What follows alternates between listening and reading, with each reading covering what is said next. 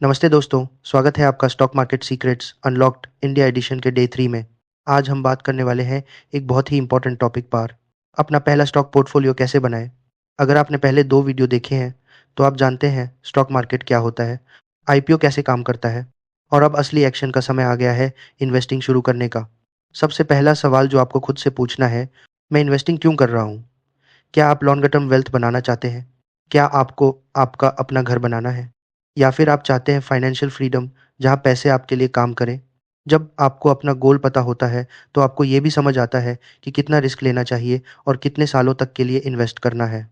और याद रखें, स्टॉक मार्केट उन्हें रिवॉर्ड देता है जो पेशेंस से काम लेता है, पैनिक करने वालों को नहीं। इसलिए लॉन्ग टर्म के बारे में सोचें। अब इन्वेस्टिंग करने के लिए इंडिया में आपको सिर्फ 3 चीज़ चाहिए। डीमैट अकाउंट जहां आपका शेयर डिजिटली रहता है, ट्रेडिंग अकाउंट जिस पर आप बाय एंड सेल कर सकते हैं, बैंक अकाउंट जहां से पैसा आता जाता है और इन सब को बनाना बहुत ही आसान है। Zero the grow, Upstox, angel one या 5 पैसा जैसे ऐप पर जब यह तीनों हो जाए तो कांग्रेचुलेशन, आप इन्वेस्टिंग के लिए तैयार है। लेकिन स्टॉक चूज़ करने से पहले समझना ज़रूरी है, बिना समझे इन्वेस्ट करना मतलब आंखों पर पट्टी बांधकर गाड़ी चलाना।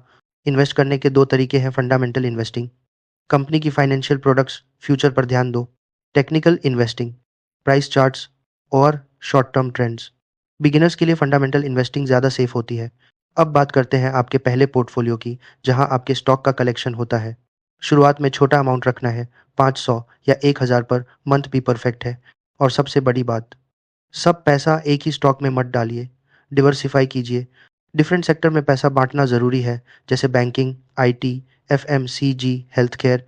एग्ज़ाम्पल एचडीएफसी बैंक जो कि एक बैंकिंग सेक्टर है, इन्फोसिस आईटी जो कि एक आईटी सेक्टर है, सन फार्मा जो कि एक हेल्थ केयर सेक्टर है। और हाँ, इन्वेस्टमेंट उन कंपनी में कीजिए जिसे आप समझते हैं। अगर आप ज़ोमैटो, जियो, मारुति इसका इस्तेमाल करते हैं तो उन कंपनियों से शुरुआत कीजिए। Also mix large cap, mid cap and small cap stocks. Large cap safe है, स्टेबल है, जैसे कि रिलायंस, टीसीएस। मिड कैप में ग्रोथ अच्छी है, स्मॉल कैप में हाई ग्रोथ है पर रिस्क भी हाई है। शुरुआत लार्ज कैप से करें। नई इन्वेस्टर की सबसे बड़ी गलती होती है, मार्केट गिरा नहीं कि पैनिक हो जाते हैं। मार्केट का ऊपर नीचे होना बिल्कुल नॉर्मल है, इसलिए सारा पैसा मत डालिए। एसआईपी करिए, 3 से 6 महीने का इमरजेंसी फंड रखिए। सोशल मीडिया हाइप से दूर रहिए।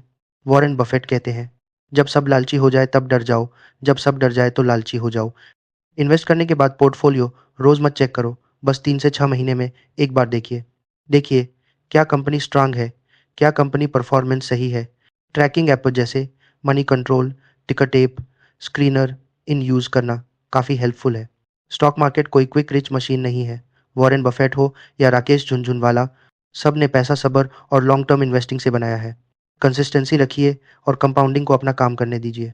सो फ्रेंड्स, आज आपने सीखा गोल कैसे सेट करें, अकाउंट कैसे खोलें, स्टॉक कैसे समझें, पोर्टफोलियो कैसे बनाएं, रिस्क और इमोशंस कैसे हैंडल करें और लॉन्ग टर्म कैसे सोचें। यह सब मिलकर आपको बनाता है एक कॉन्फिडेंट इन्वेस्टर। और कल डे 4 में हम बात करेंगे म्यूचुअल फंड्स, एसआईपी और ईटीएफ की, परफेक्टली उन लोगों के लिए जो लोग स्टॉक पिकिंग नहीं करना चाहते। तो फॉलो करना ना भूलें और बेल आइकन दबाएं। Make sure you follow and subscribe because the real investing action starts next. Thank you for watching and welcome again to the world of investing. See you in day 4 of Stock Market Secrets Unlocked India Edition.